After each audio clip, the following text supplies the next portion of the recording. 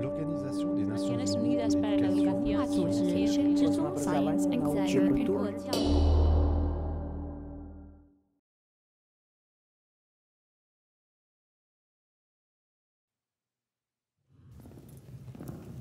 Combien sont-ils, les gardes qui, au cours des siècles, ont arpenté les chemins de ronde de Bellinzona à la lumière d'une torche? Sur son promontoire, Castelgrande, le plus grand des 3 châteaux, est défendu par l'homme et la nature. Au cours des siècles, il voit défiler légionnaires romains, mercenaires, bandits, marchands et pèlerins.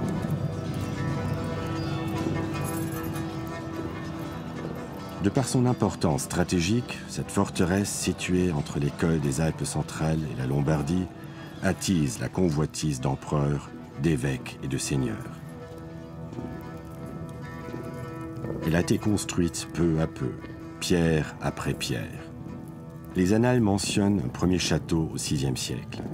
Son développement se poursuit jusqu'au XVe siècle, quand les ducs de Milan s'efforcent de la rendre inexpugnable. Au temps de leur splendeur, les 3 châteaux et les remparts protégeaient le bourg de Bellinzona. Mais ce qui rendait la forteresse de Bellinzona unique, c'était la murata. Cette muraille fortifiée, aussi haute que puissante, barrait la vallée sur toute sa largeur. Et sa mission était de protéger les Milanais contre les incursions belliqueuses des soldats suisses. Mais l'histoire ne s'arrête pas. Et quelques années plus tard, d'autres bannières flottent sur les murailles.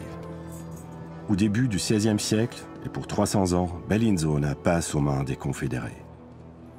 Du haut des remparts, les sentinelles regardent maintenant dans la direction opposée. Les fonctionnaires milanais sont remplacés par les baillis envoyés par les premiers cantons confédérés. Et les châteaux deviennent un siège administratif et judiciaire helvétique. Les marchands continuent de faire du commerce entre le nord et le sud. Et en ces temps de paix, Bellinzona perd l'essentiel de son importance militaire. En fait, le seul véritable assaut contre les châteaux sera celui des eaux. En 1515, une terrible inondation abat une grande partie de la murata. Elle ne sera jamais reconstruite.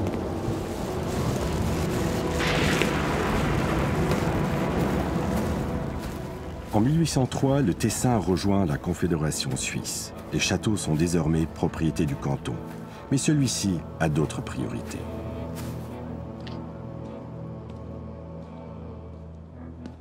Suite une période de profonde mutation.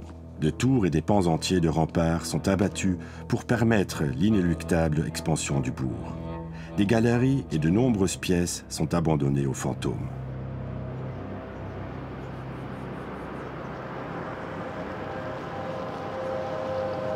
Au cours des siècles, la forteresse a donc plusieurs fois changé de propriétaire, de rôle et d'importance.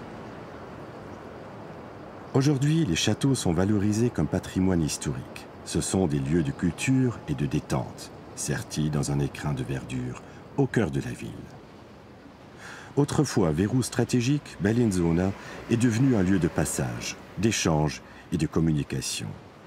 Les châteaux accueillent les touristes et les visiteurs qui, en mettant leurs pas dans ceux des sentinelles d'autrefois, font vivre la mémoire de ce lieu d'exception.